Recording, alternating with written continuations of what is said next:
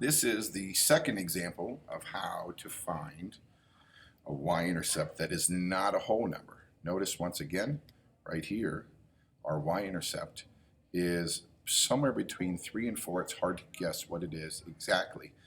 And unfortunately, that's not good enough for an equation. If we're going to put it in an equation, we need to know exactly what it is. So let's use the same philosophy we used in the last example. If I have a slope-intercept equation, y equals mx plus b. If I don't know what b is, but I can find the other three, the y, the m, and the x, then I can solve and get b. So let's start off with our slope. So I see a perfect point here, and I see a perfect point here. Now notice our line is going down, all right? Remember, we're going from left to right. And if I'm standing on the left point looking right, it looks like it's going down. Therefore, it's going to be a negative slope. So let's get our lines in here to represent our rise and our run. Notice our rise is actually in a negative direction, and our run is over here. So let's go ahead and count this. Because I'm going down 1, 2, 3, I'm going to call this -3, and over 1, 2, 3, 4, 5. So my slope, my rise over run, is -3/5. So I can substitute that in for m.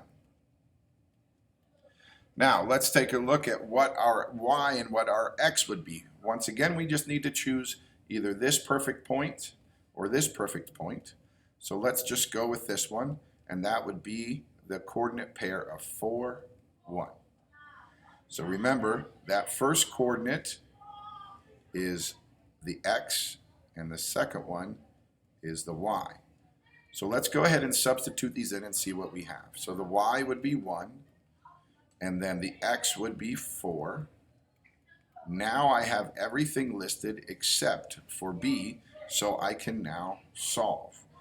-3/5 times 4, remember that would be like 4/1, is -12/5. So 1 equals -12/5 plus b. Well, now I need to add 12/5 to both sides of the equal sign to eliminate it from this side. So now I can have this eliminated. 1 is the same as 1/1, which would be the same as 5/5, right? So 5/5 plus 12/5 would get me 17/5. Once again, remember, if you are uncomfortable adding fractions, you can use the ABC button on your calculator to help you with that. So 17/5 equals b.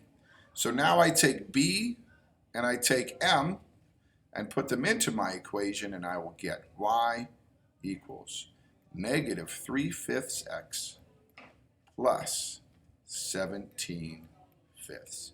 So once again, we're focusing on discovering the slope, substitute that in for m, and use one of the coordinate pairs to put in the x and the y value into the equation and solve to discover b.